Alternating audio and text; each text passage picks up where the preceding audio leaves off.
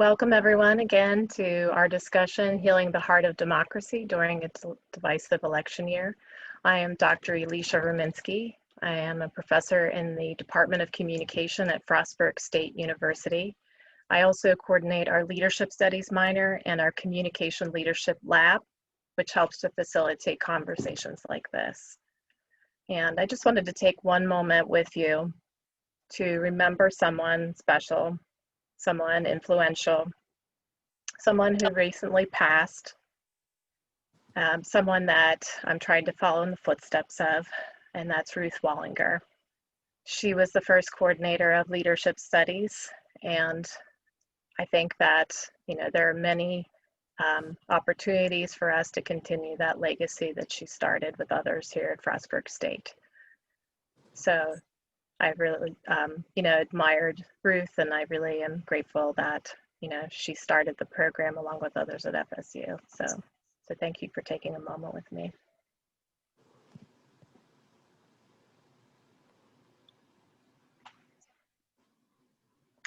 And we started to admit people to the conversation. Some others might join us. We are proud to be a Choose Civility partner, Frostburg State, and this is a Choose Civility event. So we're going to be talking a bit about how those principles of civility that we often have to negotiate to keep difficult conversations going will be part of what we're using tonight. These events are co-sponsored by several partners. Many from Frostburg State University, Allegheny College of Maryland. You can see there in this flyer that was designed by Delaney from Frostburg State. Thank you, Delaney. That we want to have an effort to have a conversation before the election and then after the election as a way to heal, as a way to come together, as a way to keep democracy going. And so we're grateful to Leadership Studies, the Voter Engagement Committee at Frostburg State, the Office of Civic Engagement, Diversity, Equity, and Inclusion, also the Lewis Art Library, the Student Athlete Advisory Committees, Community Engagement Subcommittee, the Bottom Line newspaper, the Student Government Association, and the Mindful Wellbeing Group from Frostburg State. So a lot of different intersecting kinds of interests and commitments that are represented, in tonight's conversation. We also have the Democracy Commitment Committee from Allegheny College of Maryland, the Peace Club, and their Mind Body Wellness Group represented. So you're going to see some people from those different institutions, but also the community as we have this conversation tonight. So here's the overview of the agenda this evening. We are going to integrate some time for mind-body skills practice and take some time for discussion. We're going to share information about voting, just as a reminder, some of those deadlines or steps that you need to have in mind if you're going to make a plan to vote, which we all are, right? So first, let me turn it over to Kaylee. And Kaylee, if you don't mind, maybe talk a bit about some of those guidelines for Zoom first, and then you can talk about the civility principles. Sure thing. Hi, everyone. My name is Kaylee Donathan. I am the Communications Leadership Lab Assistant this semester. I would just like to remind everybody who is coming in to please change your name to the top. You can go do that at the top right corner and make sure your name is presentable and appropriate for everyone to see. And then also, please keep yourself muted to keep the surround sound down while other people are talking. And if you have any questions, please add a comment in the chat to let us know that you have a question. We will be watching the chat constantly throughout the meeting. And if you do not want to use the chat, you can also just use the raise your hand button, which is at the bottom corner of your screen, and it has a little reactions button there. Just hit the reactions button and there's a raise your hand, or you can do it by clicking on participants and go to your name, and you can click the more button. And when I click on mine, at least, it comes up as I can raise my hand. So I don't know how it looks on your screen. I know everybody else is different. If you cannot find the raise your hand button, please use the chat Also, we are going to talk about some of my civility ones that I really like. When we are using Zoom, please acknowledge others. Apologize if you come off very rudely and you may not seem like it, because I know sometimes I have that problem. Also, let me see, where's my other one? Speak kindly, pay attention, and assert yourself. And now I'm going to shift back over to Dr. Rominsky. Okay, thank you, Kaylee. Yeah, so the true civility principles are a starting place for negotiating our conversation. It means something slightly different to everyone in terms of each of those principles. So we'll work together to, keep the conversation going. And I wanted to mention that the goals for the conversation are to draw on a book that some of us have read, not everyone has. So we're just going to use some selections. You're going to learn a little bit more about the author in just a bit. The book is about healing the heart of democracy. So that's our common goal this evening.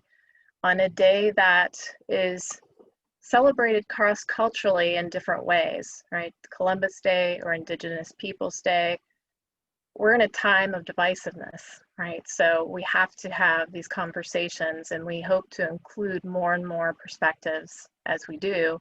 Sometimes it's just cross-generational perspectives, along with cross-cultural perspectives as those are relevant, that get us to understand some different things about each other and the way we see the world.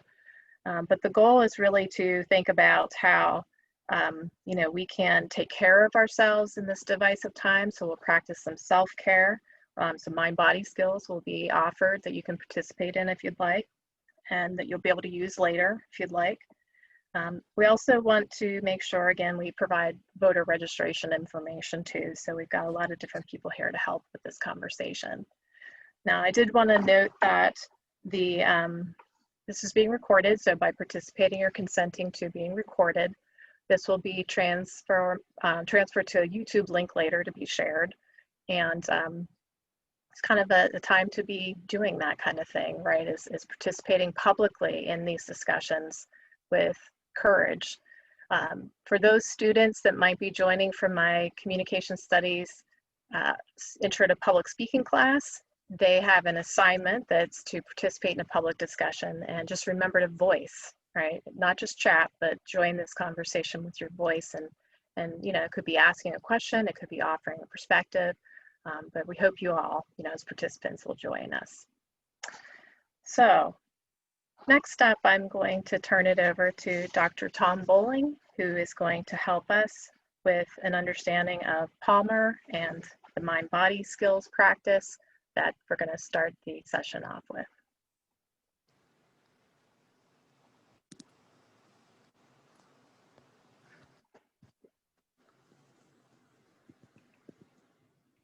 Sorry, I needed to unmute myself. It all takes time. We've got time this evening, so we'll work together to do that. Thank you, Alicia. I'd like to begin by talking a little bit about the Center for Mind-Body Medicine itself before we go into a practice that is at the heart of their model. And Allegheny County, I think it's important to note that Allegheny County has the distinction of having more individuals trained per capita in this center's skills than anywhere else on the globe. And that was the case 2 years ago, before a large training that took place right before the shutdown that occurred in March. The center trained an additional about 150 individuals, many of whom are part of this call. The center was founded in 1991 by Jim Gordon, a Harvard-trained psychiatrist who's used the model to deal with populations that have experienced significant trauma and all over the globe. The Gaza Strip, they were in Haiti after the earthquake, they were in Parkland, Florida, following the school shootings at Marjorie Stoneman Douglas High School. And what Dr. Gordon would say, although these are obviously very visible, very obvious traumatic events, that each of us, as a result of being alive, experiences some trauma. So it is not a model that is reserved for those communities that have undergone a very visible and very public traumatic event. But it is also designed to give individuals the tools for building their own resilience. And I think as I look at the vitriol, the divisiveness that is accompanying this particular election, perhaps there's a level that we're all being traumatized by the conversations that are going on, or the conversations that are not going on. Our election seems to be more about strident sound bites than it does the ways to find meaningful and sustainable solutions to the issues and problems that are confronting our nation and our globe. I want to put in the chat, bear with me. Well, I'll do that later. I will put a link to those who are interested in learning more about the center's work. Under events on their website, you'll find a series of free webinars that they've recently offered on topics ranging from bringing a meditative mind to our current national crisis, which is certainly relevant and related to our discussion this evening, and also mindful policing. I think it's also significant that following the killing of George Floyd, and Dr. Ruminski, thank you for reminding me about the existence of this statement. The center issued a statement that outlined their commitment to healing the wounds of racism, oppression, and inequity. Again, something relevant as we enter into a discussion about our thoughts and feelings about the election. And mindfulness itself is really at the heart of the mind-body skills trainings that the center offers. And it's not unusual. In fact, it would be very unusual for the center to have an event that does not begin with the practice that we'll be starting our program off with.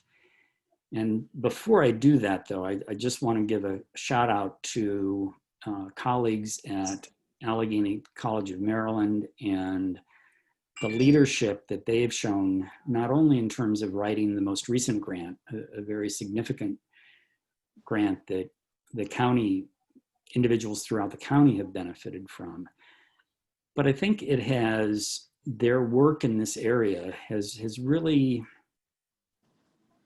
shaped the culture of that institution in a way that I certainly find very impressive. And so just want to express some gratitude to those who are, who have been doing mindfulness at ACM and continue to provide leadership now to the entire county in that area. So this is accessible to anyone at any time. So let's begin. If you are comfortable doing so, I invite you to close your eyes, to center yourself on the chair. Feel the weight of your body on whatever you're sitting on or standing on. And this is an opportunity to engage in that self-care that Dr. Ruminski mentioned at the outset. It's one of the tenets of the model. It's an opportunity to both deepen and slow down our breathing. So let's all take a deep breath in through our nose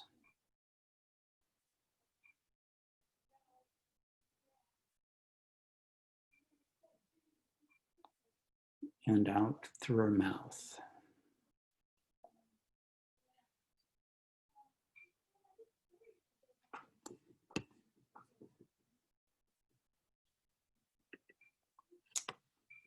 As thoughts come, and they will come, acknowledge them and let them go. And continue to focus on your breath.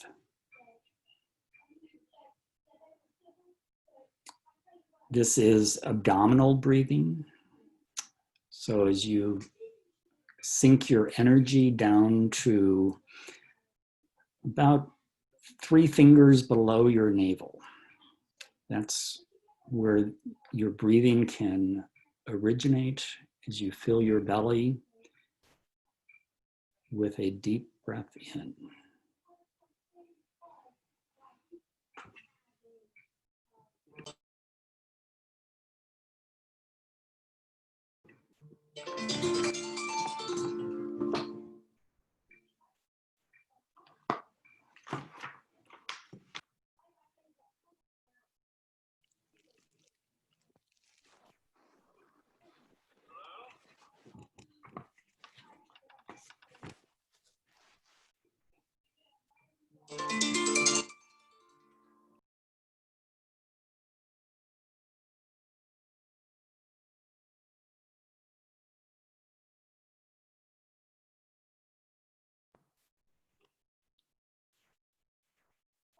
The inevitable phone call to interrupt everything. And let's return to our breath, as I will do.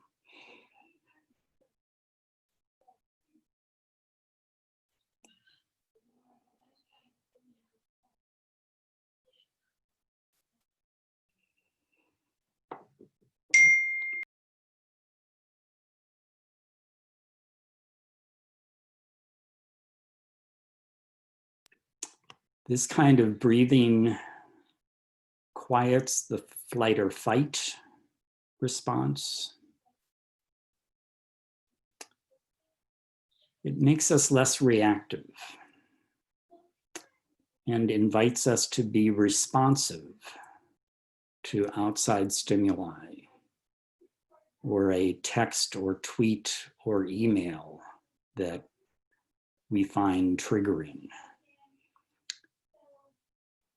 It is an opportunity for us to experience stillness and solitude that are at the heart of self-care. In finding moments throughout the day for such quiet.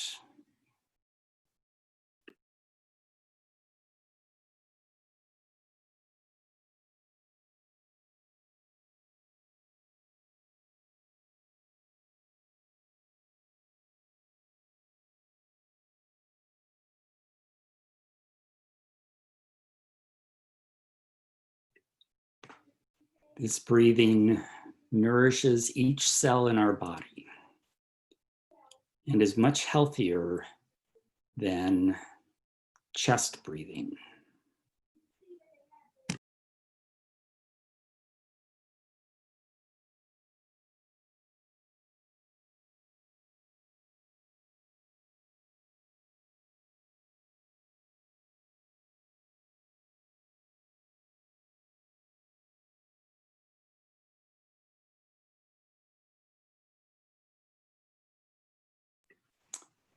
And when you're ready, come back to the room, open your eyes, and know that with each exhalation, you can deepen your breathing, slow it down, and relax your body.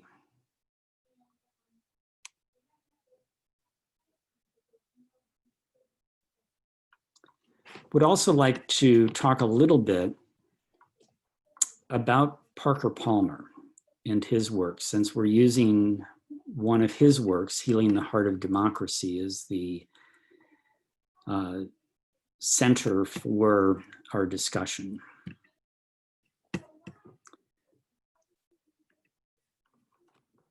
Palmer's first book was written in 1979. Before that, he was a community organizer, a faculty member.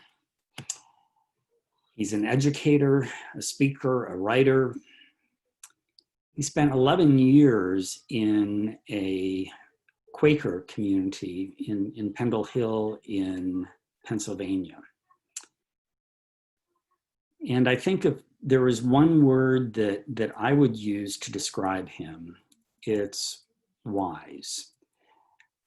His works have recognized the importance of providing support to caregivers, whether they be teachers, social workers, and others who are giving of themselves. And so, like the Center for Mind Body Medicine, he is a great believer in self-care.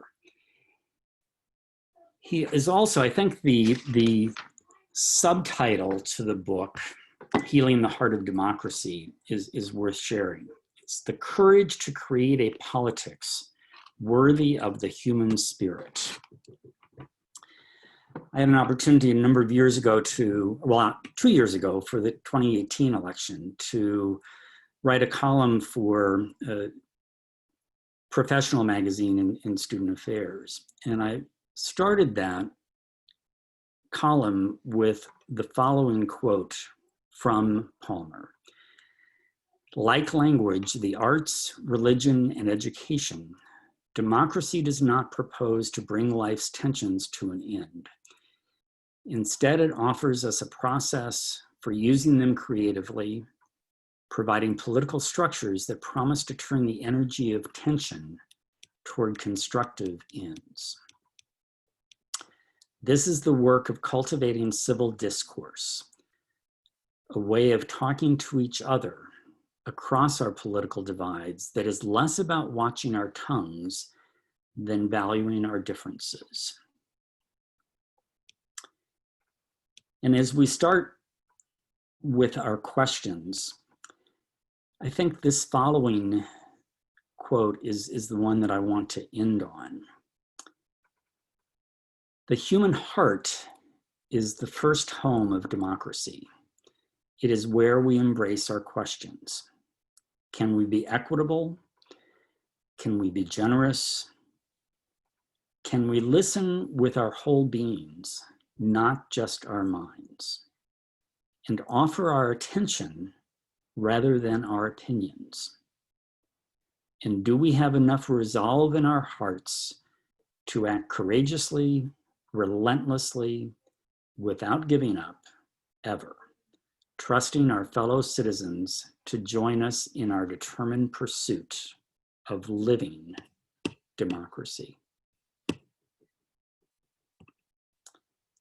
And I apologize for the disruption of a phone call. And then Nancy, my wife, got a FaceTime call with the grandchildren. So you may have been hearing that in the background, which was probably more disruptive to me than anyone else. But it was not quite the beginning meditation that I had thought it would be.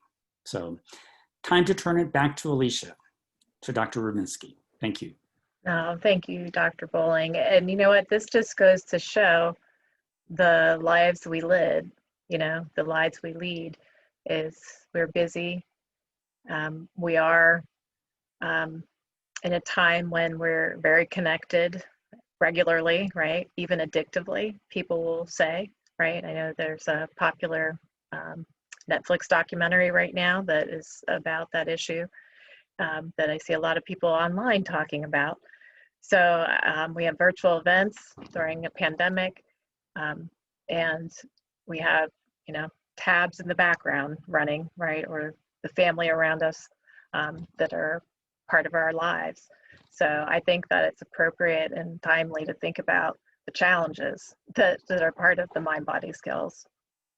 One of the things that I would say I value from having gone through the training for the Center for Mind-Body Medicine is that even though I struggle with the practice, I have a group of people to practice with, which includes all of you today. And then we'll also have a session after the election. We have other events and opportunities, including trainings that will be going on. So please, consider that as a resource in our community. Again, thanks to Allegheny College of Maryland in particular for leading an effort that brought those skills and that training here to address the opioid issue in our region and the need for healing around that. So I would say that, it's all about being real, whether we're in a time when things are going well or not. We have to be who we are and, show up as we are. And, but we have a lot of at stake. And so we are going to take a little bit of time to hear from some different invited participants to hear how they respond to this question. I'm actually going to stop the sharing so that we can just hear from you and kind of see the different, people and hear their voices and think a little bit together about what we mean by this common ground of democracy, right? Democracy is government by the people. Government by the people. We're the people. So what's at stake with voting if we've got to keep democracy going, if we've got to do democracy? So the question that I have that extends from that is, describe how you're feeling about the upcoming election. What feelings, questions, concerns, and plans do you have? What's at stake for you, for our nation, for the globe? So I'll repeat those periodically, but we're going to start with one of our invited guests. We've got some students, we've got some community members, some different, perspectives that we're going to hear from today. And I think Tiffany is with us, right? Tiffany Fisher, are you here? Yes, I'm here. Sorry. Yeah, no, you're good. We all are on a delay. I like that. That slows everything down a little bit, so it's good. So Tiffany, do you mind introducing yourself and just responding? What's at stake for you?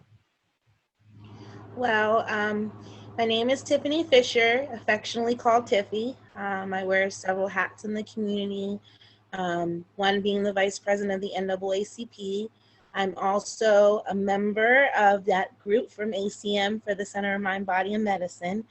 And I work in a field that's about giving back. So not sure which hat I'm supposed to wear today, but I guess I'm just here as myself. For me, what's at stake could probably take up this whole this whole call, but personally what I will say is what's at stake is my future, my children's future, and that includes the future of our country, the future of our democracy. When I think of what Dr. Alicia said about it being a government for the people, I think about how those people have changed since our government was established, who we were then and who we are now, and who I would hope to see this country aspire to be. So for me, what's at stake is humanity. What's at stake is equality. What's at stake is security when it comes to jobs and healthcare, education, and just being able to be free to be uniquely who I am, as well as the other citizens that I share space with, for them to be able to have that gift, to just be free and uniquely themselves. How I plan to get there, I don't plan to get there alone. And prior elections, I would mention to others to vote, and looking back at a very casual way, giving them a little bit of information. But now this journey and at this time in our country where I feel like this election could change how I live, not just how policies are made, but my day-to-day living, it is important for me to take people not just in my personal tribe and village with me to vote, but reach out to the rest of the community and extend that hand to make sure that their voices are heard. That's where I'm at, and incorporating my skills in that is just reminding everybody that I see to take a moment to breathe, to connect with each other spiritually, and emotionally, not just through screens, and remember that this election has moved from being about policy and politics to humanity and figuring out who they want to be. Thank you, Ms. Tiffany. I'm going to turn to one of our students. Delaney, do you mind speaking about this next? What's at stake for you? What's at stake more broadly in your view? Absolutely. My name is Delaney Blubaugh, and I am a junior political science and legal studies double major. I serve as the Student Affairs Chair for the Student Government Association and as the Editor-in-Chief of The Bottom Line, which is FSU's independent student news organization. As a political science major, politics, and more importantly, democracy is basically my life. And as I study political science in an unbiased academic environment, I am learning for myself that American democracy is deteriorating. Party polarization continues to draw its divides deeper and deeper into the fabric of our democracy. America, as I've learned it, was founded on the principle that we can disagree and still coexist peacefully, and yet every day that gets harder and harder to do. I am the daughter of a woman with multiple sclerosis that leaves her immunocompromised and especially vulnerable in the global health crisis we are currently living in. You've heard it before, but I will continue to say it again. COVID-19 was made a partisan issue rather than a human issue, just like so many issues that have come before it. And instead of getting in front of this deadly virus, our president actively allowed it to rip through families and take away friends. His lack of leadership throughout the past several months is one of the many reasons that I barely even hugged my mother on our birthdays. But it doesn't stop there, and it didn't stop when he made fun of a disabled reporter in 2016, and it didn't stop when he had 26 sexual harassment charges against him from both women and children, and it didn't stop when he tear gassed protesters to stand in front of a church and hold a Bible, and it didn't stop, and it doesn't stop, and it doesn't seem like it is stopping. So when can we draw the line and say that we want more for the democracy that it feels we are so quickly losing? Losing our democracy to me is about more than just being a Democrat or a Republican. It is about being an American and a human being. It is about calling out the wrongs, no matter how rich or how powerful the individual is. It's about holding each other accountable and ensuring a safe and happy living for all citizens. I feel our very country was created on the foundational guarantee of life, liberty, and the pursuit of happiness. But as our president continues to allow this global health crisis to be a partisan issue, he actively threatens our guarantee of life. And as our president continues to allow the wrongs in our society to go unacknowledged and unpunished, he actively threatens our guarantee of liberty. And as our president continues to perpetuate the growing polarization and the growing partisanship in our nation, he actively threatens our guarantee of democracy. I feel there is so much at stake in this election, and it does not start nor stop with the president. It begins and ends with all of the officials who actively threaten our life, our liberty, and our happiness, and our democracy. And our job does not start nor stop with this election. We must register to vote and make sure our friends and family are registered to vote too. And then we must cast our vote, our entire and our whole vote. And then when we are done voting, we must keep pushing forward. We must keep fighting for the things that we believe in, for the people we love, and for our democracy. I feel like our democracy depends on our fight, but I also feel like our fight depends on our democracy. Thank you, Delaney. Thank you so much. We're going to take in another perspective from Dr. Hoffman. Are you there? Wow. Whatever everybody else said is basically what I was going to say, but they did it so much better. Because of Tiffany, Tom, Alicia's, and Delaney's comments, but especially Tom's, I wasn't going to start with this, but it seems to be appropriate from another Parker Palmer book, The Heart of Higher Education. And in there he quotes Wendell Berry, and I apologize for reading to you, but it's too long of a quote. "The thing being made in a university is humanity.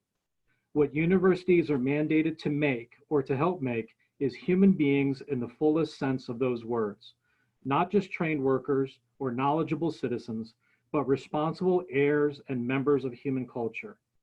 Underlying the idea of a university is the idea that good work and good citizenship are the inevitable byproducts of the making of a good, that is, fully developed human being." Making good, fully developed human beings. So for my thoughts on the stake of this election, is that no matter which side you're on in this election, the stakes feel incredibly high. I know that every generation we must work to renew our democracy, that today's democracy is far different than our ancestors, that democracy is not an endpoint, it's a process. It's a project that's always under construction. So personally, I feel that the stake in this election is very similar to Delaney's, is that what's at stake is democracy itself. What vision or version of democracy is being constructed? What's the blueprints? Who's the architect and the construction foreperson? It feels to me like the pillars of democracy have been systematically knocked down, that democratic institutions have been razed. I've never seen such an intentional voter disenfranchisement and overt voter suppression.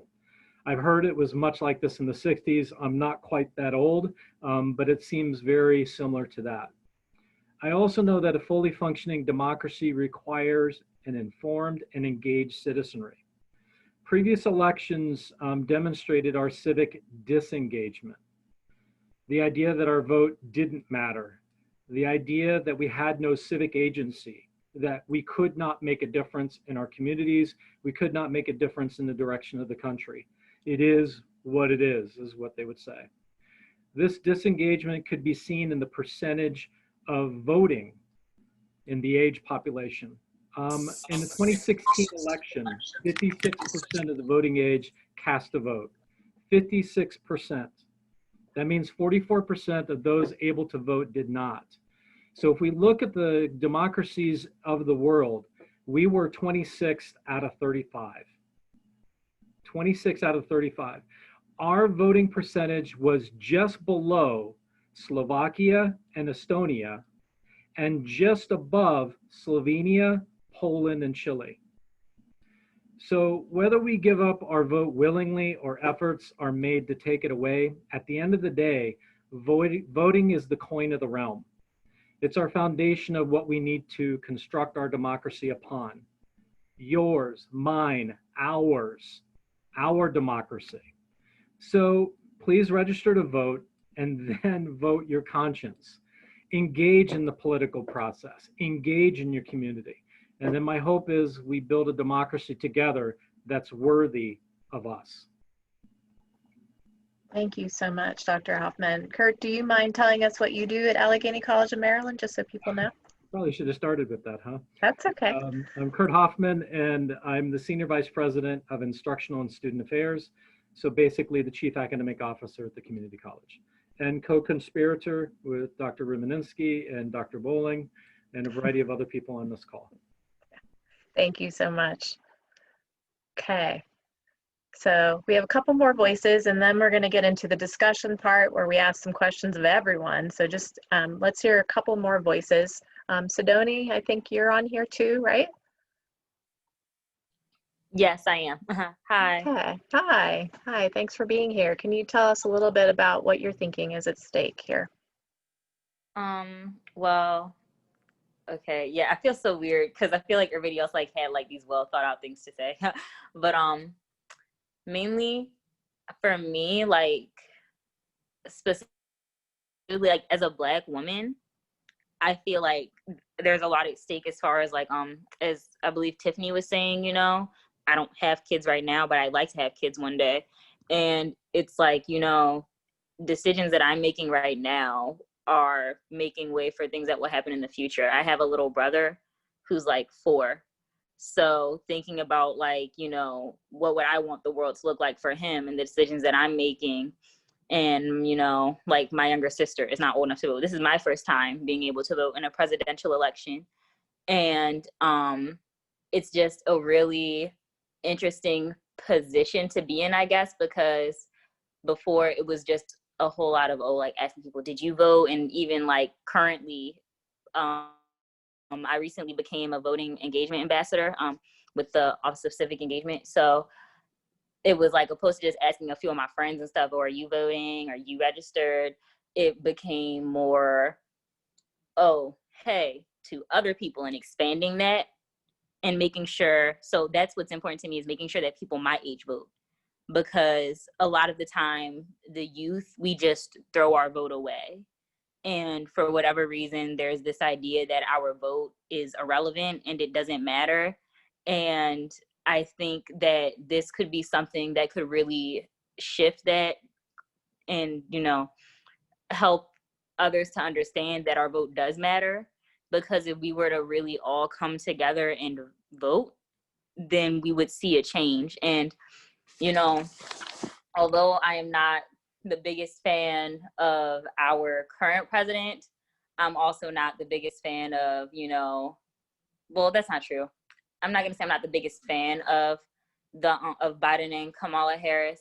However, there's still, you know, as there will be with anybody, some things that I don't necessarily agree with what they've done and have been a part of.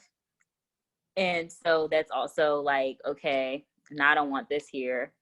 So I guess this is better.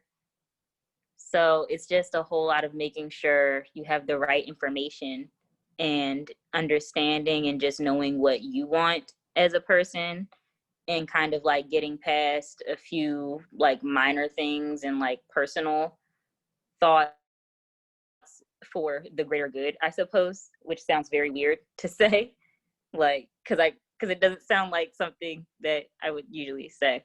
So there's that too. I feel like I'm just rambling. Sorry. I think that you're doing a great job as an ambassador myself. A very genuine response. Anything else? Nah, that's the gist of how I feel about everything. So thank you for having me. Thank you for listening. Yeah. No, I think that, again, all our voices matter, you know, and like however we show up, we're here. That's the important thing in the conversation. And, you know, often I find that in these discussions, you know, I ask some people to share a perspective. And so that's a little different, but really being genuine and letting it flow, I think is going to be, you know, more authentic and help people understand each other better. So we do have one more voice. Jessica, if you don't mind sharing what you're thinking is at stake. Absolutely. Hi, everyone. My name is Jessica Thayer. I'm the Vice President of the Student Government Association at Frostburg, and I'm also the President of the University Debate Team. So for me, what is at stake in this election is so much larger than any one of us individually. America is at stake on both the national and global scales. The President of the United States serves as a representation of the governed, of each and every single one of us here today. The President also stands as a representative of our nation and our values as Americans abroad. The President carries the reputation of each and every one of us on his back. However, not only have we managed to diminish our legitimacy on a national stage, but also on a global stage. America was once looked to as one of the world's greatest superpowers. Yet today, I do not feel much like a superhero at all. In fact, I wake up every day wondering how a single person can fail to display any of the values that I hold while still continuing to hold power. I wake up every day wondering how much longer we will remain in a democracy as our nation continues to bring rise to the same old age ideals of nationalism and unilateralism that failed us so many years ago. We simply cannot be a superhero without allies. In fact, we cannot do much without allies. We cannot fight the global climate crisis without allies, hence why we pulled out of the Paris Climate Accord. We cannot make prosperous trade deals without allies who know that they can invest in the American economy, hence our trade war with China. We cannot continue to fight for social justice without allies, hence the hesitancy by our own leadership to condone white supremacy and hate. We cannot maintain a position of power if we have internal division so strong that it literally delegitimizes our presence on the world stage. I wonder what it means to be living in the United States of America, because the America that I am living in is so divided that it seems to be tearing apart the seams of our society as we speak. I wonder what it means to lead with honor, and what it truly means to be the President of the United States. A position that used to hold so much prestige, so much honor, and so much benevolence has now become a position full of greed, full of hate, and full of selfishness. I hope to once again live in a united state of America, with a shared unity to further the human race as a whole, and not just a few wealthy individuals. Thank you, Jessica. Thank you very much. And so you can hear there are a lot of different perspectives, some common ground maybe, because this idea of democracy by the people, for the people, but also by the people, is resonating, I think, in some common ways. So we are going to turn to having some different facilitators ask some questions, and I'm going to put our screen back up so we can share some of the questions for you to be able to see as well. So let me take a moment to do that. And as I do, I just want to say thank you to Dr. Shapiro for being with us today. She helps to lead our civic engagement effort across the University System of Maryland. So I just wanted to give a little shout out because I'm glad to see you here today. So, okay, so we're going to turn first to Ms. Robin Winder, who is in a new role that very excited about. And so, Robin, do you mind talking a little bit about that and helping us with this first quote and set of questions about what Palmer says about democracy? Sure. So I am currently serving as Assistant Vice President for Student Affairs and the Diversity, Equity, and Inclusion Officer for Frostburg State University. And everything you can imagine that entails. So the Palmer quote that I would like to discuss with you is, democracy gives us the right to disagree. It is designed to use the energy of created conflict to drive positive change. He also notes a good education teaches us to hold contradictions reflectively rather than reactively as a habit of the heart. So the first question to posit to you is, what does disagreement look and sound like these days? How do we keep focused on disagreement of ideas to drive positive change and not bashing each other for our differences? Anyone?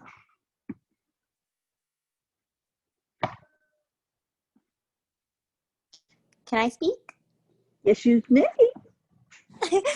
I just thought that was so funny that you said that, or asked that question, because I was recently speaking to a friend of mine about that with one of my classes. We're required to write discussion boards, and I told her I go out of my way to find somebody that I disagree with, because I want to have, because since it's online, I'm supposed to be in person, is a little bit harder to get a feel for it. But I noticed that a lot of people kind of put in these really like watered down or like generic responses to the questions, and they presented a solid point that nowadays a lot of people are so afraid because of the climate that they think the moment they share their opinion that's different or not popular that they'll be attacked. And I was like, okay, that's fair, because I can sometimes come off to some people as being a bit passionate.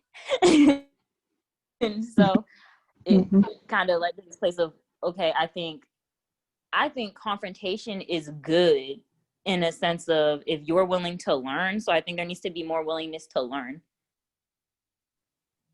There needs to be more of a willingness to learn and actually listen to people, because sure, I know that if I hear somebody say something that, I don't know, that might come off as a bit racist, I'm gonna kind of, raise an eyebrow. But if it's something where it's like, okay, then are you saying that because you don't understand something? Or are you saying that genuinely because you have malice in your heart? And that's just something that you need to deal with on your own. But if it's something that you and I can have a conversation about before we argue, then what can we do to have that discussion?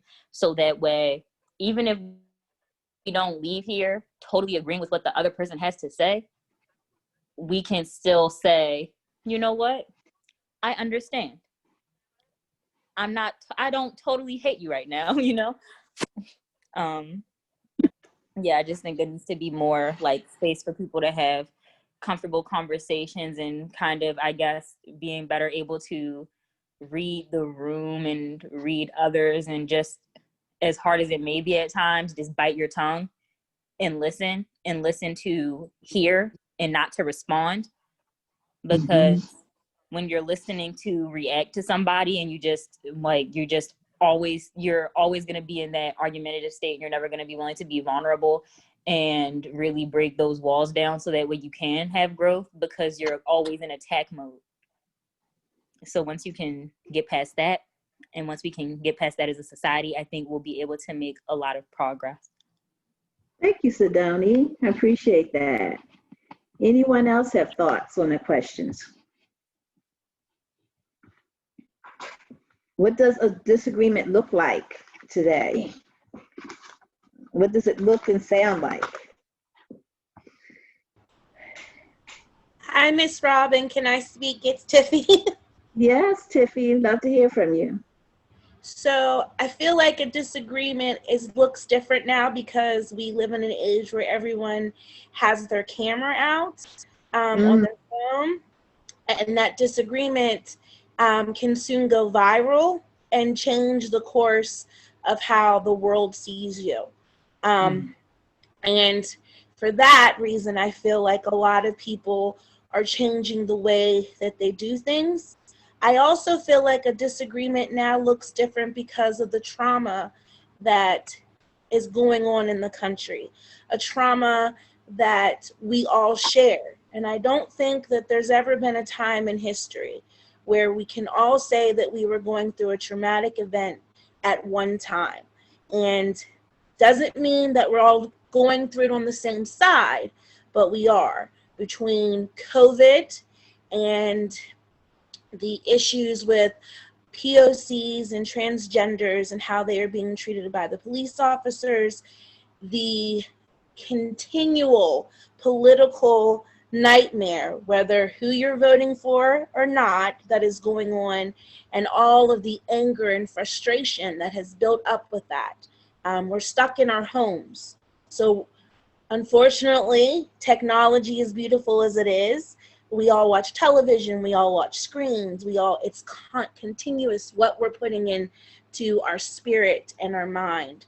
So when we disagree, I don't feel like the anger necessarily comes from that moment. I think it's a final release of the built up that we've been dealing with through 2020 and before. So it's different now. It's a different personal thing than before. Thank you, Tiffany.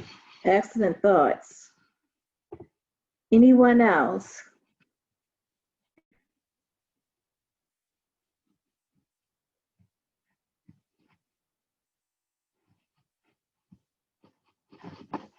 Well, I appreciate the contributions from both of you. I think you both made excellent points, particularly Tiffany, when you spoke of how there's so much traumatizing people today that a lot of times we are reacting to a particular incident when in fact what we're reacting out of is the culmination of everything. And so sometimes our anger or fear is misdirected and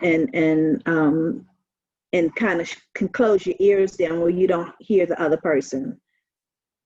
Anybody else with thoughts on that? How the disagreements look, or how can we keep focused on disagreements of ideas while still driving positive change without bashing each other?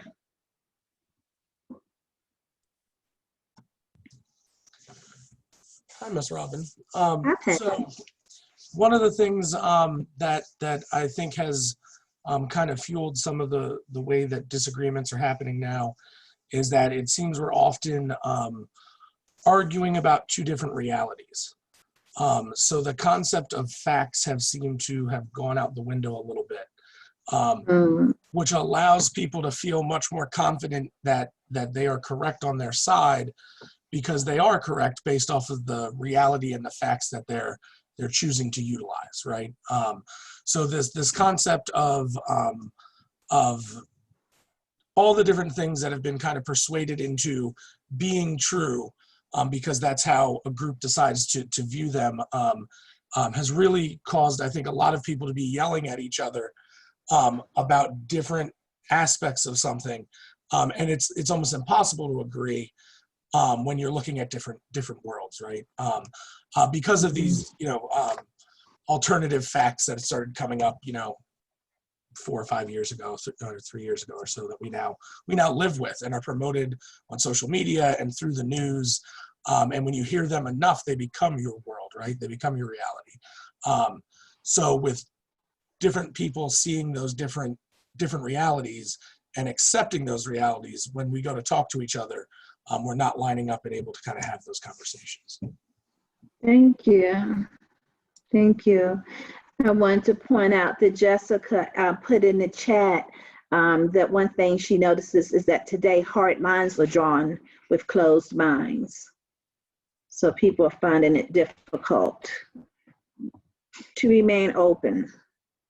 I know that we're a little bit behind on schedule, so anyone else have comments before we move on to the next quote? I do. Annette? Hi. Hi. Yeah, I have a lot of family members with very different viewpoints, and I've learned over time that the best way to handle it, especially on political things these days, seems to be the real hot button issue because of the elections. And I have extremists on both sides of my family. And I found that the best thing that I can do is to stay calm, to take a breath, and to not fuel the fire. I think it's really important that regardless of how passionate you feel about something, that you don't push back on somebody that's trying to push against you. It's kind of like passive resistance. You allow them to speak, you listen to what it is they have to say, and then you calmly, depending on the situation, I try to tell them, I understand that you feel very strongly about this. And if it's something that I am so passionate about, I just can't really discuss it, I will let them know that I respect their opinion, that my opinion is different than theirs, but that we can agree that we both really want what's best,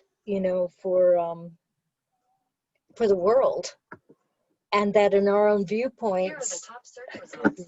Okay, sorry about that. Gosh, okay.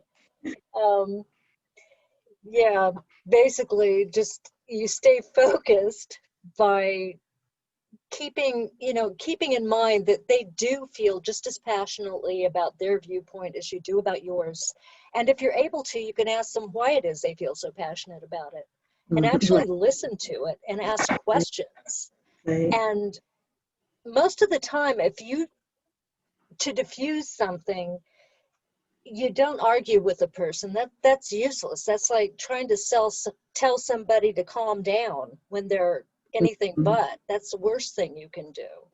So if you just listen, give them the respect, and hopefully they will do the same for you. If they don't, just close out the conversation calmly. You're not going to change their mind.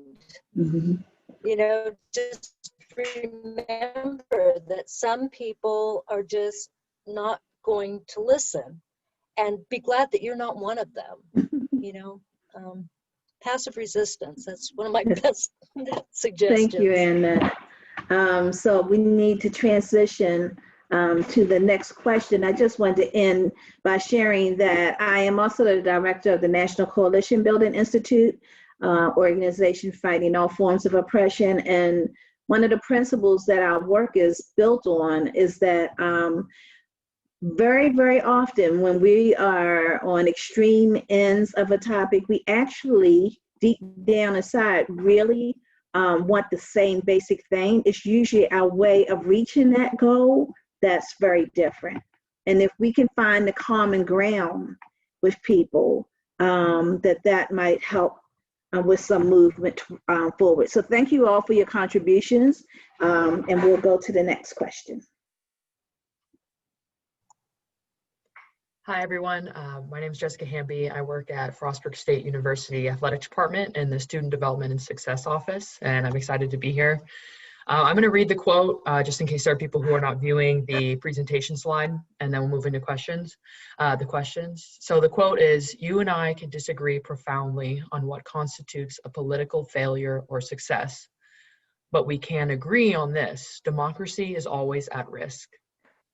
Government of the people, by the people, and for the people is a non-stop experiment in the strengths and weaknesses of our political institutions, local communities and associations, and the human heart. Its outcome can never be taken for granted." And so in the interest of time, I know that we have sort of addressed that first question. So the first one's, what is at risk? And so we have kind of addressed it. And so, but what I want to focus on is that middle question specifically: what can't we take for granted about democracy? And I'd like to encourage everyone to also use the chat. So if you're not feeling like you want to speak up, definitely use that to voice your opinion as well. And, as we go and discuss what we can't take for granted, even talking about what you feel like you've taken for granted in democracy, what you used to take for granted as well. Having those conversations can lead us to kind of understanding, what can we do to minimize those risks? What can we do to minimize taking those things for granted? And, just to start off too, I know that one of the things that I've taken for granted is voting in non-presidential years, is realizing that those matter just as much. And now that I've thought more about it and educated myself, it's realizing that voting all the time matters a lot. So I wanted to open it up. I know we're, going to get some stuff into the chat as well, but open it up to anyone who would like to speak about, specifically like what can't we take for granted about democracy.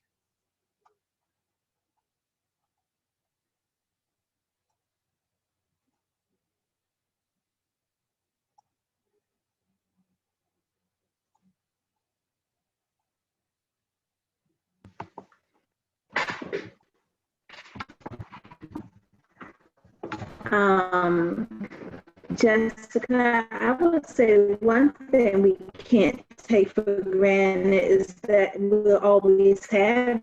I think a lot of us get complacent, think that our voice, our participation is not going to make that big of a difference, when the reality is the exact opposite. Everybody has to see participating in democracy as being a responsibility for every single individual, and that we have to be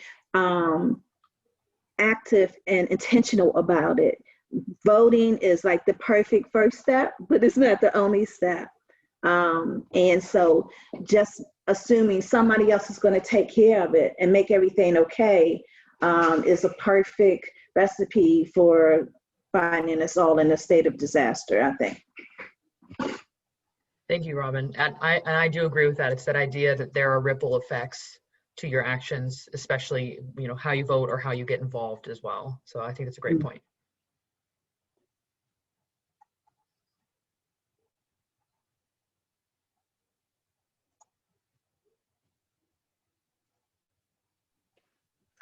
So I'm just going to jump in for a moment and say, I'm wondering, along with Jessica, what is it that we take for granted? What do you think people still right now, even though you see a lot of divisiveness in the way people are communicating or in the news coverage, are taking for granted?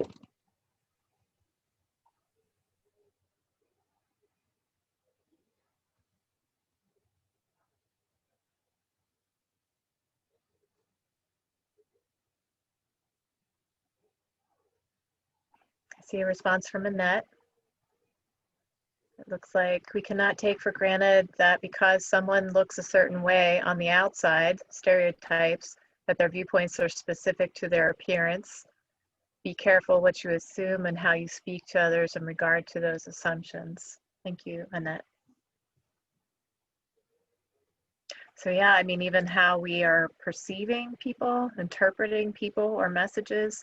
I even think of how we're perceiving and interpreting people who are posting political signs in their yards or hanging flags or you know, using stickers or whatever it is, and how we might assume things without having a conversation with those individuals. But, you know, so we're, I guess, taking for granted that we are understanding who they are. We don't have much information usually, though, in those contexts. And I think something else, oh yeah, no, Delaney, you go. Thank you. I think something that we also take for granted is the power of listening. I feel like so often, especially because I'm, you know, a poli-sci major, we have lots of debates in our classes. I feel like we're so quick to speak on what we think we know all the time, but, you know, everyone experiences or interprets experiences differently. You know, we are all in this America right now, but this America looks different for everyone. And people interpret this America differently. And I think being able to actively listen and not just listen for, you know, a word that triggers something that you're immediately going to say, but listening with your whole ear, I guess, listening with your whole heart and, you know, actually internalizing what the person that you're talking with is saying and understanding their experience is really powerful. And I think because of, you know, the 24-hour media, because we perceive people because of their stereotypes and everything, we take listening for granted. That's a great point, Delaney. Thank you. And you know, definitely listening and taking that moment to step outside of yourself is really important. I mean, being, you know, even though I am a part of the LGBT and a marginalized group, I am still also a white woman in America. So it's like, I can't sit here and try to understand or fully, you know, understand the whole scope of the world that other people are living in, especially in marginalized groups or, you know, in different communities and where they're raised and everything too. So like definitely listening and taking that time to help you make an informed decision. And if there's anybody else, yes, yeah, Tiffany, yes. I would just like to say that I feel like one of the things we take for granted is the power of fear. There is a lot of fear that has turned into hate. When we talk about racism and socialism and all these things, all looking at someone because they come from different communities differently and prejudging them, a lot of that stems from the fear. And that fear either comes from something they've experienced in their past, fear of the unknown, or just generational fear that's been passed down. So as much as we need to listen to those that are different than us, we also need to check our fear and remember that they have fear. So again, coming from a different community than some of the other people on this call, I have preconceived ideas to protect myself. It's natural. It's just our animal instinct. It's probably the last one we have left to prejudge and protect ourselves. And letting that guard down and saying that I'm not going to let what happened in the past make me prejudge this person, which is very difficult in this climate. And stretching that hand of love, support, and unity. That's what I think needs to happen. Thank you. And I mean, you know, fear can leads to those unconscious biases, and as if you don't acknowledge it and you keep them hidden, it definitely affects you in the long run too. And so I know that we probably want to move on to the next question. So thank you for everyone who contributed. Also, if you wanted to say something, weren't able, definitely throw it into the chat. So I'll hand it back to you, and then we'll go to the next question. Yeah. Jessica, do you mind telling us a little bit about what you're doing here at Frostburg State? I'm working in the Student Development and Success Office. I am here just for a year in an internship, and currently we are working to try and get all the teams registered to vote. So we're working with a group of student athletes in the community engagement subcommittee, and they're going team to team. We've had 3 teams get to 100%, and the rest of them are on and off. But I told them, if you can get 2 people who wouldn't have normally voted without your help to vote, I said that is a positive step. And so we're encouraging them to register, and then the next step is encouraging them to vote. So that's part of the work I'm doing. Other than that, I'm just working with the student athletes and helping them in school, and then once they graduate as well. Thank you.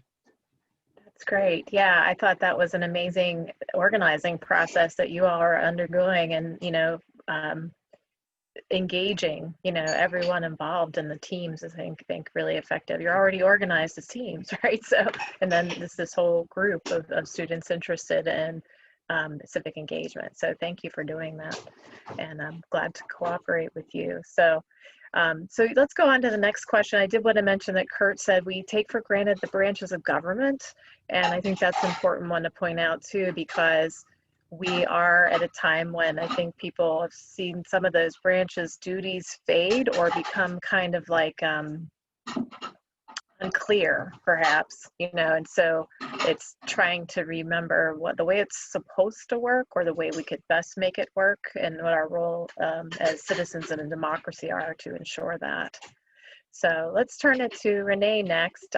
Renee, tell us a little bit about yourself, and then help us to reflect on this last question, please.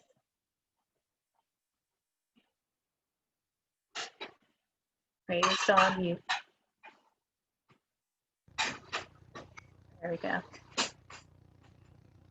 Hello, I'm Renee Mason. Hear me now? I'm the Arts and Graphics Coordinator for the Allegheny County Library System, and I am also the True Civility Representative for the library. And so I'll go ahead and go right into the question. Palmer suggests that the broken, open heart is a source of power as well as compassion, the power to bring down whatever diminishes us and raise up whatever serves us well.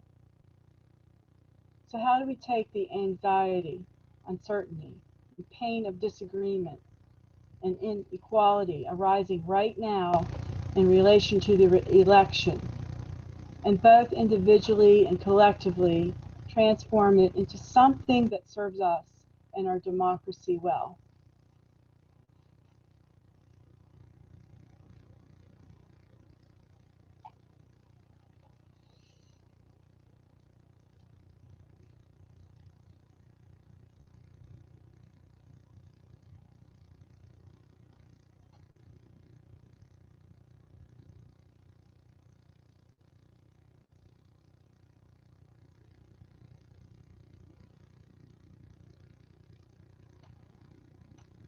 Maybe we can hear some other voices that haven't participated. This might give an opportunity for some students who are supposed to be engaging to jump in, or anyone, any community member or other person who's part of this call, this Zoom, to join in.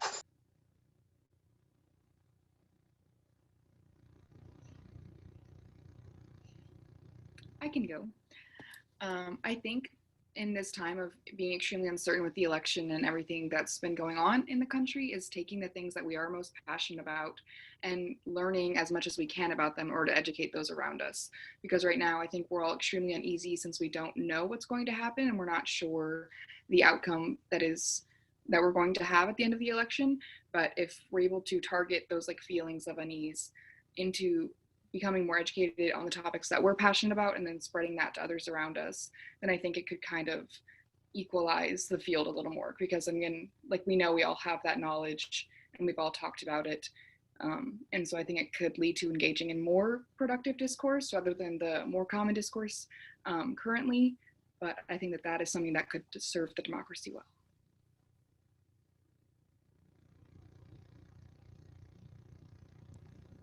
Thank you, Lauren.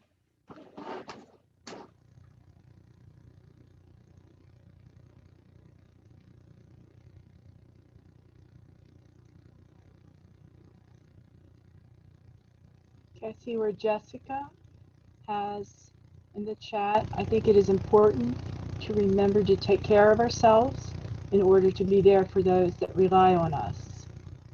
Being engaged 24/7 can easily drain us, so we have to give back to ourselves. Very true. And that ties in with the mind and body.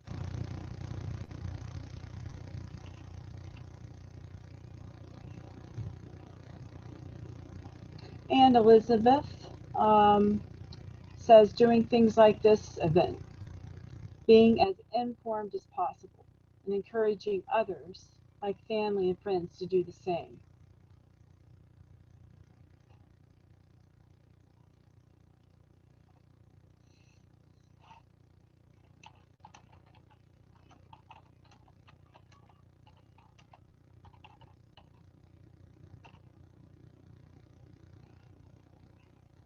Anyone else?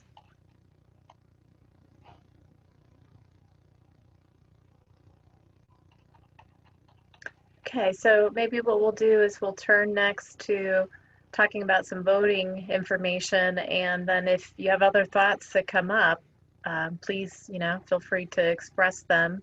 I think that, we kind of are getting the point across that we need to really, take care of ourselves at a time that it's a contentious and an uncertain time, but we've got some resources, right? So I'm going to turn it over to Amanda and Patrick, if you want to each tell us who you are, what you do, and then cover some of this information to share with everyone. All right, thank you. I'll jump in first. Hi, everyone. My name is Amanda Vermeulen. I am the Associate Director of the library, specifically for research, learning, and outreach. So I work with our librarians to provide instruction, to provide research help, and I'm also the outreach coordinator for the library. Patrick, I'll pass it over to you if you want to introduce yourself. Sure. So I am Patrick O'Brien. I'm the Director of Civic Engagement at Frostburg State University. Our office focuses on a handful of civic engagement initiatives, everything from national service to volunteerism to democratic engagement. So in regards to this topic, my office helps organize and put together a voter engagement plan every year, encouraging students to get out and get engaged in the democratic process, register to vote, and actually get to the polls and vote. We're very proud of the progress we've made and have actually been, this past year, or the past presidential election, the university students got up to over 50% actual voting rates. So our goal is above 60, aiming for 70 this year. So very exciting. Great. Yeah, so Patrick and I are going to talk a little bit about some dates and deadlines to know related to voting, talk a little bit about voting plan and some of the resources that are available through Frostburg State to help facilitate everyone's voting. And thank you, Tom. That was a really, just looking in the chat, Tom wrote, increasing our information literacy to evaluate news stories while at the same time getting out of our own echo chambers. Yes, that is something that we really try to instill with information literacy instruction through the library. So thank you. That's a wonderfully concise way to put it.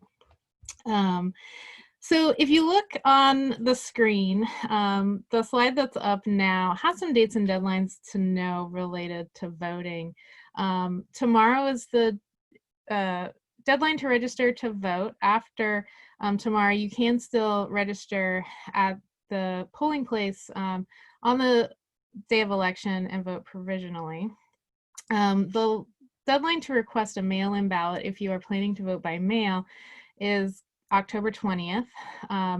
If you are going to vote early, that starts on October 26th and ends on November 2nd. But something important to know about early voting is you can only vote early in the county in which you are registered to vote in.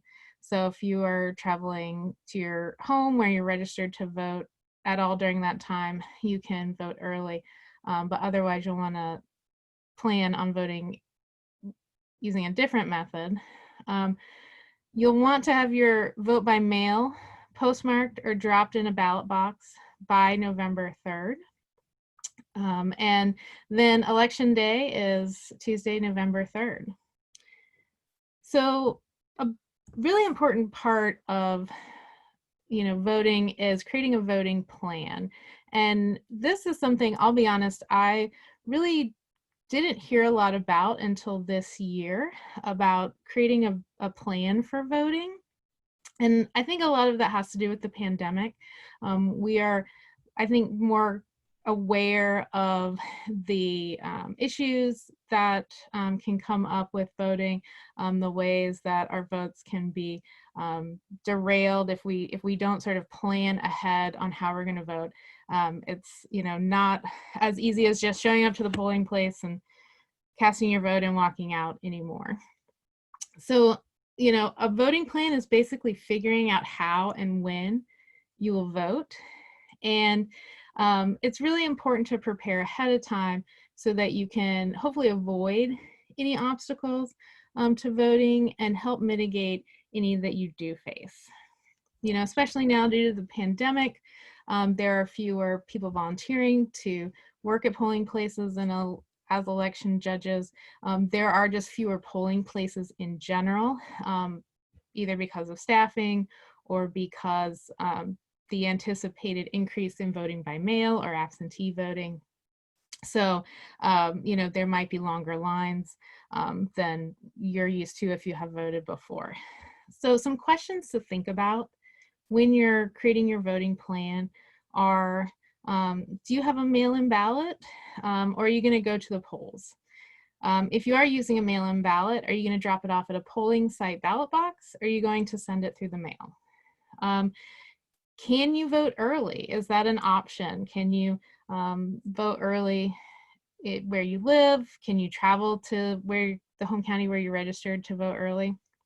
If you are dropping off your ballot at a polling place, do you know where the ballot box is, which polling place to go to? If you're mailing it, do you know how much postage you will need? Do you know exactly how your ballot needs to be dressed to count? There are restrictions like what color ink to use, making sure your signature matches what the state has on file, making sure you're signing the ballot in the correct places. All of these things, that have to be in place for your mail-in or absentee vote to count. And if you're voting in person, do you know where your polling place is? Do you know what time you're going to be voting? When the polls open? Do you know when they close? Do you know how you're going to get there? And if you need a ride, and who else you can bring with you if you need assistance voting? And if you need to take off work or, get excused from a class or secure childcare so that you can exercise your right to vote. So, Patrick, do you want to talk a little bit about the options here at Frostburg to facilitate voting for the students, and then we can open it up to the attendees and see what plans y'all already have in place for voting? Sure. So for Frostburg State University, if you, and really for anyone, if you're curious about how to register to vote or curious about the process for mail-in ballots, you can visit frostburg.edu/bobcatsvote. And we've kind of organized a lot of that information, including some polling places and things like that information as well. One of the big things for the county this year is that the polling locations have changed a little bit because they've cut some down for COVID. So if you voted in Frostburg or in Allegheny County before, please make sure you're looking up where the polling locations are, because it may not be the same as it has been in the past. At Frostburg, we will be hosting a voter engagement shuttle. So we will have some vans running up to Mountain Ridge High School, which is the only polling location for the Frostburg area, where there will also be a ballot box located there starting after the 17th of this month. So you can drop your mail-in ballots there as well. But we'll be putting in those kind of efforts to help students get out to the polls. And like I said, if you utilize that website, if you have any questions whatsoever, please feel free to reach out to the Office of Civic Engagement. There's a lot of very little specific things when it comes to registering to vote that can kind of get you hung up if you're not sure what to do. We'd be happy to answer or find those answers for you. One of my new ones today was, if you have an expired permit and you're trying to register, can you still use the online registration, right? And the answer is no. So there's little details like that that are very hard to find that we can definitely get information for you if you have any questions whatsoever. So. Great, thanks. Okay. Can I just say something real quick too, to add? One of the things that I was happy to see was that my colleagues in our faculty senate at Frostburg State voted to make sure that there weren't any things blocking students from being able to vote on election day. So, you know, they're not supposed to be assigning any major assignments or exams that day, and to be, you know, are supposed to be flexible for both voting and people who might be helping at the polls. So I'll just mention briefly before we check in on people's plans. Are there other resources anyone wants to share just briefly from the county or from Allegheny College of Maryland that you want to mention? Because I know, like, on campus, Patrick and others are offering sessions. So, like, if you need help on figuring out the plan, you can, like, check in with them and double check, you know, some information if need be. But what else is out there?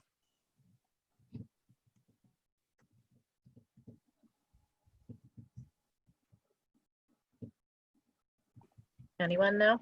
I know we have the library system usually has something, right? So, and you can go to the Allegheny County voting site and get notification of receipt. That's great, vote.org. Okay. I see the frostburg.edu Bobcats vote link in there.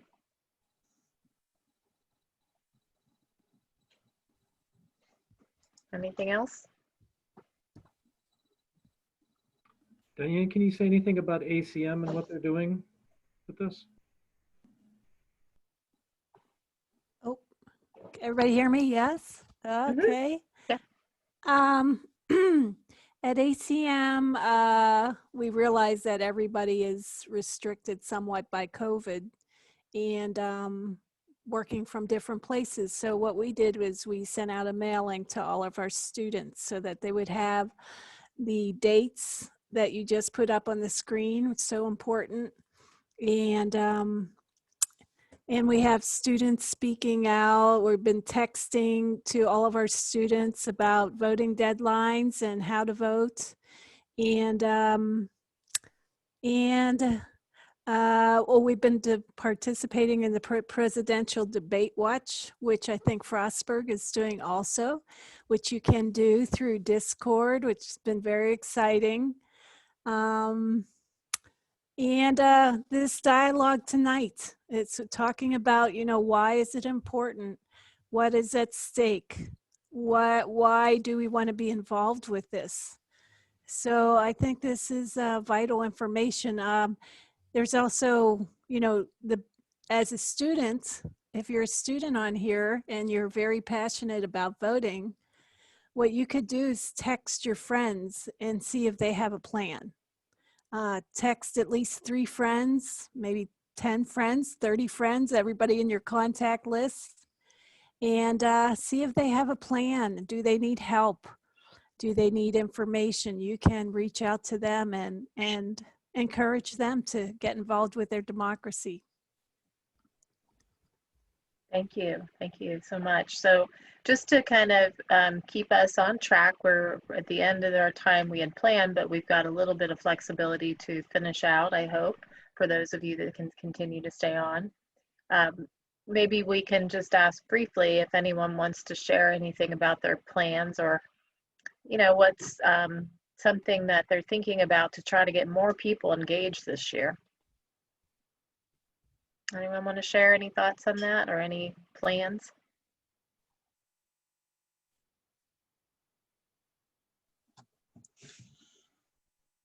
So something to add to this, you know, Maryland has now allows you to register to vote the day of election. So in the past, when the election day has come around, there have been people that said, well, I'm not sure if I'm registered, or you know, I didn't register, so I can't vote. Encourage them, you know, it doesn't matter, show up to the polls, and you can register there. The only thing you'll need is something with your address on it to show where you'll be registered to vote. So you can encourage people to vote all the way up to on election day, and encourage them to go with you. So. That's good to know. Yeah, that was a recent change, I know, in Maryland, so that's good. And I know there's some states that hadn't had early voting and now they do, like Maryland does, so that's always a nice thing to take advantage of so that you're not in a crowded line on the day of. I know some people were concerned, especially with, the COVID-19 about that, so that's a good part of the plan potentially too. So anything else on that? Okay, so we're gonna take some time to just wrap things up. I'm gonna turn it over to Dr. Diane McMahon, and she's gonna have us do one more mind-body skills practice before we close out. Thank you, Amanda and Patrick. So I'm also a part of the Mind Body Medicine group at Allegheny College. And I know Frostburg, Alicia mentioned, has a mindful wellness group. So you have the opportunity to get involved with that on campus. But what we do is we practice meditation. And meditation is not just about suppressing your emotion. It's about becoming anchored in your deeper level of consciousness. And whenever you can do that, you're not buffeted around by your emotions, and you're in touch with a more peaceful, loving, and compassionate place in your heart. So it's easier to relate to people. So meditation is taking a moment to breathe like Tom did at the beginning and to practice it. If you practice it every day, you get a little bit better at it. So I'm going to give you a little practice right now. We're going to have a little experiment. And instead of just breathing, we're going to try a guided meditation. And so to begin, I'd like you to close your eyes and focus on your breath. It's a good way to settle down for the night before you go to sleep. And focus on breathing in through your nose and out through your mouth. And continue to take deep breaths in and full breaths out. If there are any thoughts or feelings or sensations from our conversation, I want you to just notice the texture of that conversation. The sensations that you had from hearing other people speak about what they're so passionate about.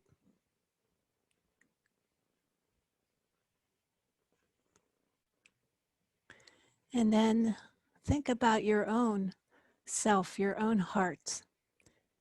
What do you need to do to heal your own heart and to heal the heart of our democracy? And as you're thinking, take deep, full breaths in and full breaths out.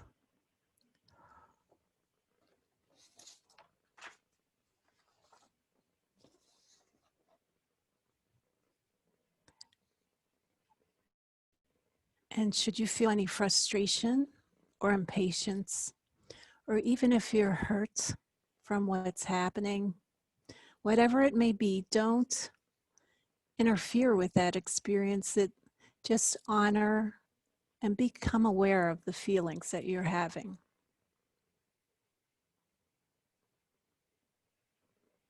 And again, deep breath in,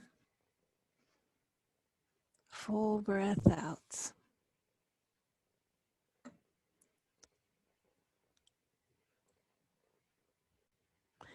Now, let your awareness expand to connect with your surroundings. Feel how you are rooted in the place where you're at.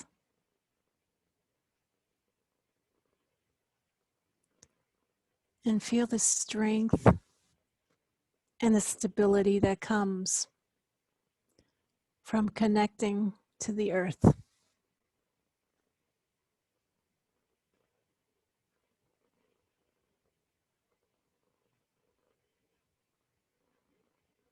Now, become aware of the web of relationships that you have just connected to from our conversation.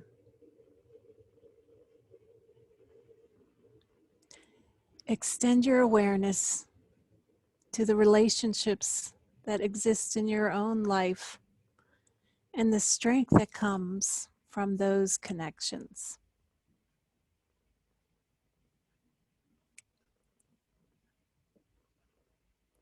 Imagine the web of relationships that expand backward through time, all the way back to our common ancestors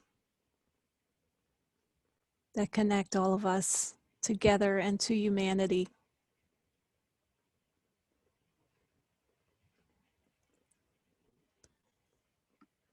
Feel the sense of expansiveness in your inner space as you connect to our ancestors.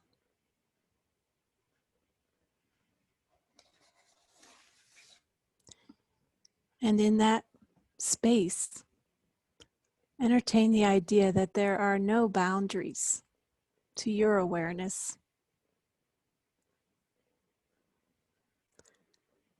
Rest in the feeling of connection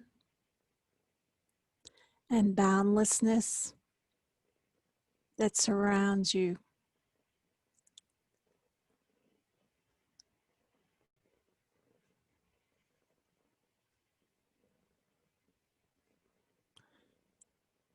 And now,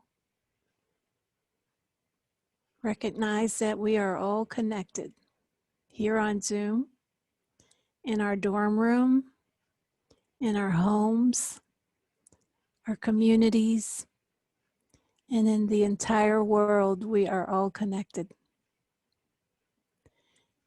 And breathe in the awareness.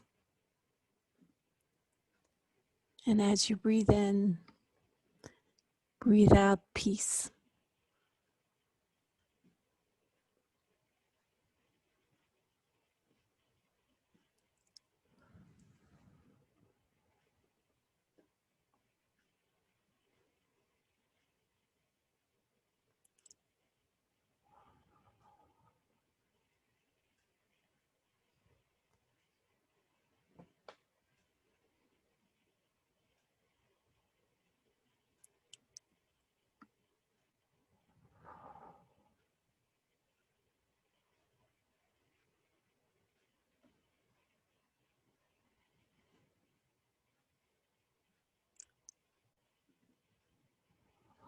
And slowly come back to our community on Zoom. Open your eyes. And I want to thank everybody for coming and joining us. So it looks like most people stayed with us through the evening. I appreciate that. And I know that your time is sacred. All of our times are sacred together. And I appreciate this time that I got to connect with you. So thank you, Alicia. Thank you very much. Thank you so much, Diane, Dr. McBain. I appreciate all of your efforts this evening to work together, to collaborate, to get through a schedule, but for those of you that were just participating, to be patient and join us in that effort. We're going to meet again after the election, so make your plan, do your voting, and then come back and we'll pick up the conversation. You might also be connecting beyond that before then, right? So because we've got some different efforts going on that we're coordinating. So if you want to get involved, please reach out to any of us. I'll also send you information about that next session when we set up that Zoom link for you. So again, thank you so much this evening. Join us at our next session. We also have some other events going on through Choose Civility, book discussions of Stamped from the Beginning. We have some diversity, equity, and inclusion times talks, as well as some other topics that are on Thursdays and through Frostburg State. So, you know, just reach out and get involved in these conversations. Now your voice is more important than ever. So have a good evening, everyone.